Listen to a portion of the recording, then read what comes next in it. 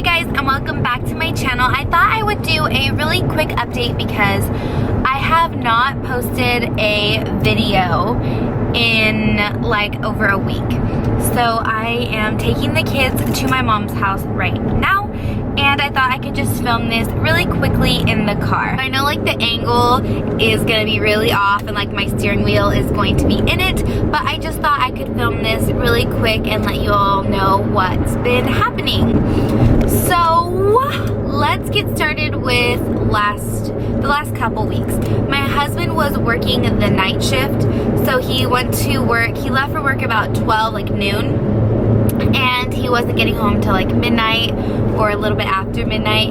And it was really hard for me to vlog during that time because it's just hard when you have 3 kids and homework and sports. It just, your time gets away from you, I guess. Sometimes you have to like take a step back and realize your priorities, and obviously my priorities are taking care of my kids and getting them fed and homework and sports and all of that, on top of, you know, having to take care of my husband. And it was really nice though that he was able to be home during the mornings because he got to see the kids like first thing when they wake up, which he normally doesn't get to do.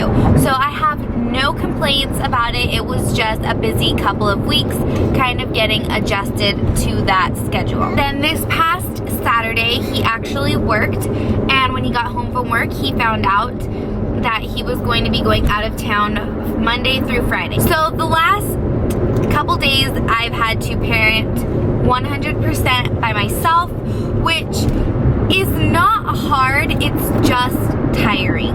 I'm not used to it, I guess, so it's just been a little bit of an adjustment, and it's only this week and then he's coming back. But it's pretty cool that he has been given the opportunity to like work out of town because it's something new for him and exciting, and it's just going to lead to good things. But here is my struggle for this week. I don't know if I've mentioned it in another one of my videos. I think I did back when I first started like making videos. I had a video where I talked about how our car had been broken into where we live. It has actually been broken into twice. The first time was our fault. We left, I think my husband, he went to the car to get something late at night and he left the doors unlocked because we don't have like an automatic car where it just locks itself. And so he left the doors unlocked, and when I got up to get something out of the car in the morning, I noticed like a lot of our stuff was outside of the car, and they completely took everything. They took some credit cards, they took a gas card, they took like our phone cables and like all the stuff that plugs into the car and some headphones. It was just a mess. And so we let our apartment complex know that someone they didn't technically break in, but they broke in, if that makes sense. Like we left it unlocked, but they still went in there and took stuff. And then about 2 or 3 months later, it actually happened again, but in our other vehicle, and they broke down the window. They didn't shatter it, they like forced it down. And they took my husband's backpack and they completely stripped the car. It was actually my car that they did it in the second time. I mean, they even went as far as they took the insurance, they took all the paperwork that was in the car. They took my badge from when I used to go to school.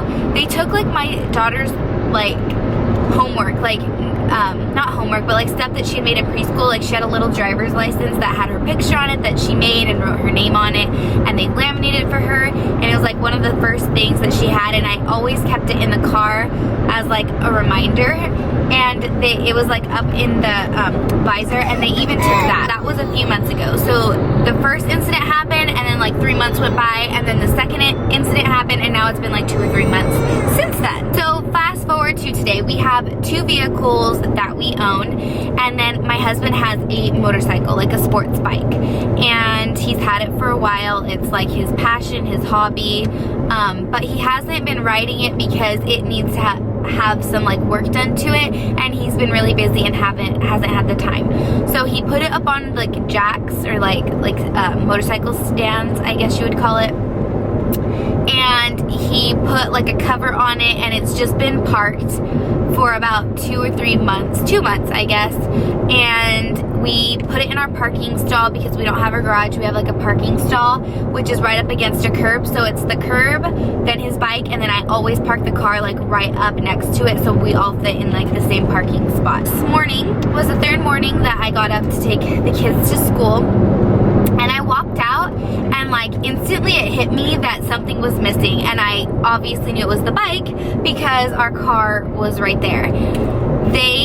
Someone, and I don't know who because we live in like a gated, like you have to have like a remote key to like get in or call someone to get in, and there's like security that isn't really doing their job, and they drive around in the middle of the night and patrol, I don't know, do whatever lazy security people do.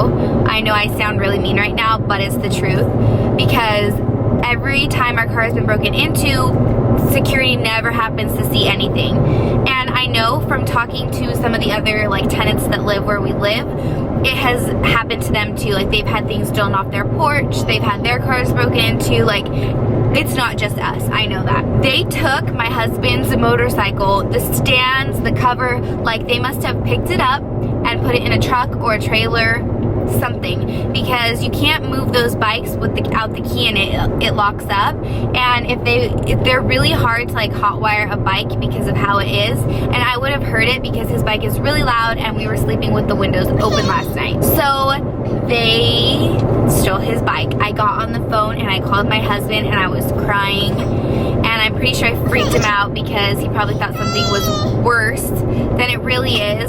But I mean, like, that's pretty bad. Like, I'm not being dramatic. It's not like they broke into our car again and just took something. Like, they took a vehicle, like a form of transportation. Like, why? I don't know. And I filed a police report, but they said that there's really nothing they can do about it. I told my husband to call the apartment complex on his break and let them know like what was going on.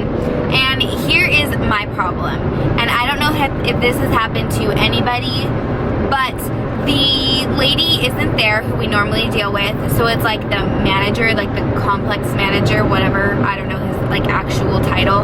He's the guy that's in charge of everything, and he was, from what I heard, because I didn't overhear the conversation, I only hear what my husband tells me, and he's pretty level-headed. Like, when he tells something, like when he tells you a story, it's pretty accurate. Like, he doesn't exaggerate. He's a man.